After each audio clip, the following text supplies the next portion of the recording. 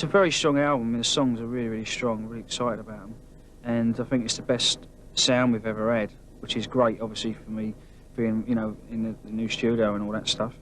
I think it's the biggest sounding album we've had. You know, the actual drum sounds are really big and everything, and I just can't wait to play it to people, really. For me, this is the best album that I've ever been involved in. It's a mature album, song-wise, and I think the playing on it it's phenomenal. From everybody, it's been great.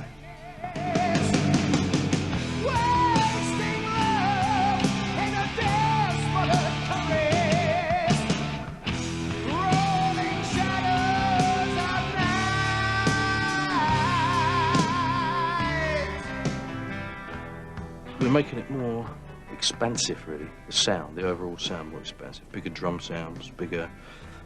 We're taking, although we've taken time over all the other albums, obviously, we're taking a little bit more time with the whole production over this thing. So we wanted to advance it a bit more, you know, to do some different things, different sounds. Well, we actually designed the studio pretty much as we were going along. We knew roughly what we wanted to do, but with such an old building, to start, you've got to be very careful because in case the thing falls down if you start building onto it or whatever. But so we actually built the thing sort of internally under its own support and everything. So we didn't actually touch anything structurally to the outer building.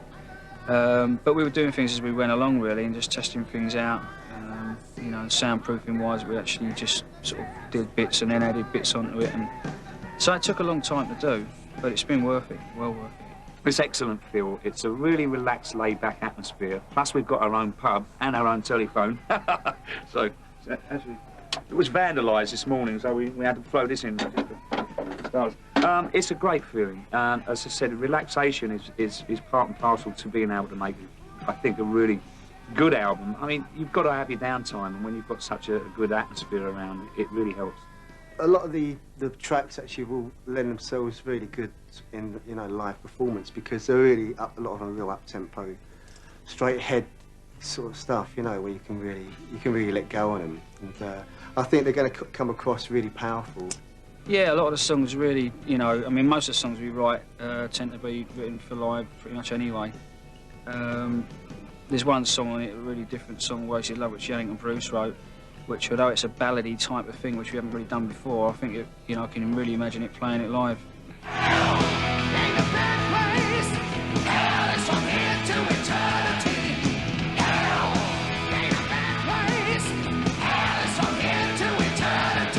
It's pretty tongue-in-cheek, really. It's about, I mean, it's about sort of bike stuff and all that.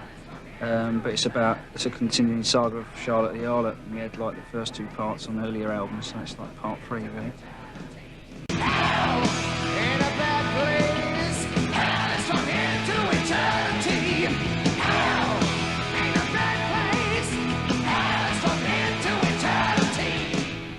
Fear of the Dark, so it's just basically, you know, if you carry in one night and, you know, all the lights are out and you're feeling around for the switch and can't find it and just feeling a bit sort of strange, imagining maybe something's in the corner of the room or something looking at you or whatever. I'm sure people have had that sort of feeling, whether they've been drunk or not or whatever. And yeah, it's just all about that sort of eerie sort of stuff, really.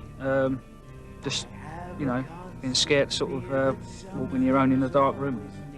Steve writes a lot of songs about phobias, things like that.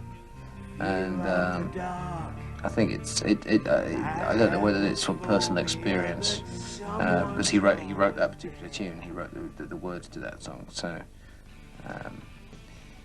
he wrote it from the point of view of a guy who's wandering through the park, and the lights start to go down, and he starts feeling a little odd. There's more than a hint that it might be that this chap wandering through the park, something strange happens to him when it's dark. Fear of the dark, fear of the dark. I have a constant fear that something's always near. Fear of the dark, fear of the dark. Have a phobia that someone's always there. It's a bunch of rock and roll tunes that represent Iron Maiden.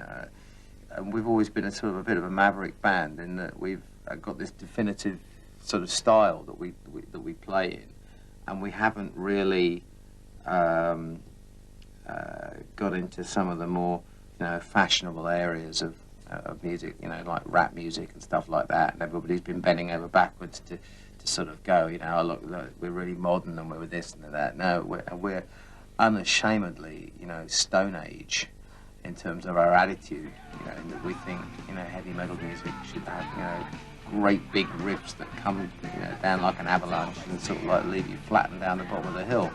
And that's what this record is. Fear of the dark. Be quick or be dead. Wasting Love, the first Iron Maiden metal ballad, just the thing for a little late-night bedtime listening, or just the thing to put the fear of the dark into your... Believe it or not. When I'm walking a dark road, I am a man who walks alone.